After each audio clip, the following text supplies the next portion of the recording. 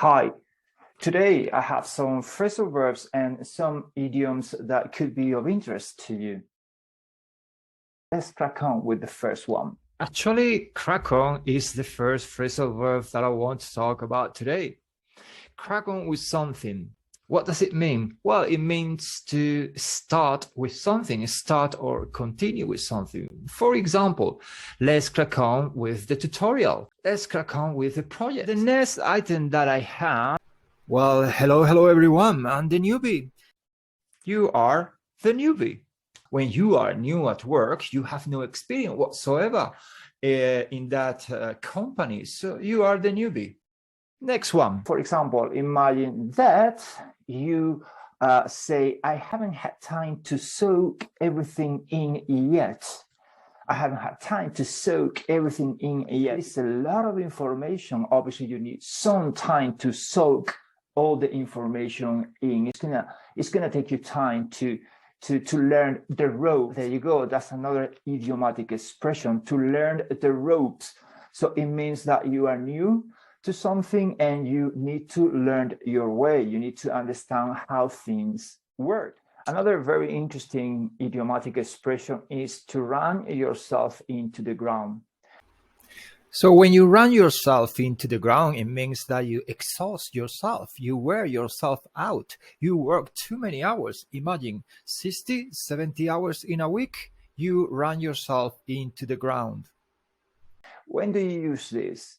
You use this when you are exhausted, when you are super tired. Wear out, that's a phrasal verb and it's a synonym of this idiomatic expression. To go a long way. When something goes a long way, it means that it's going to have a huge benefit. For example, imagine that you need a chat with a friend because you're very stressed out. So that chat is going to go a long way. It's going to help you quite a lot. To be gutted. Oh my God, I'm gutted. It means that I'm devastated. I'm actually very upset about something. I'm gutted. So you are gutted, it means that you got devastating news. You're gonna need some time for those bad news to sink in, because they are actually devastating. You are gutted.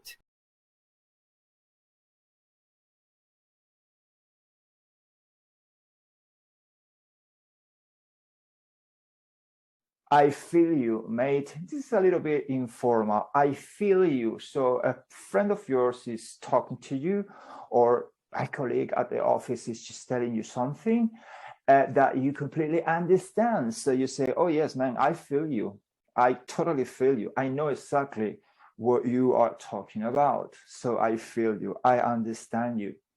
Get on with something. You need to get on with something. So that's pretty easy, no? Get on with something, it means to continue doing something that you have stopped doing for some time. So you need to get on with things. But you could also say, how are you getting on with your training, for example? Imagine that you are new and you are still in training. So somebody may ask you, hey, how are you getting on with your training? How are things with your training? Are you on track? Are you enjoying it? So getting on with something. What if you are not getting on with your training? What if you are not on track, or you are not getting on well with things? So what is going to happen? Well, in the worst case scenario, the worst case scenario is about the worst possible circumstances or outcome of a given situation.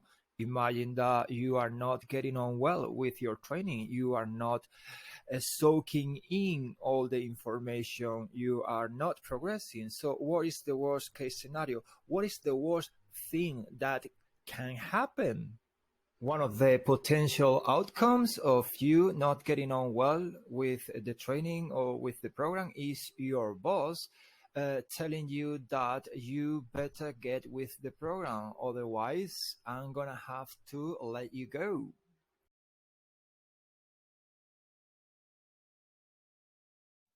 I have too much on my plate.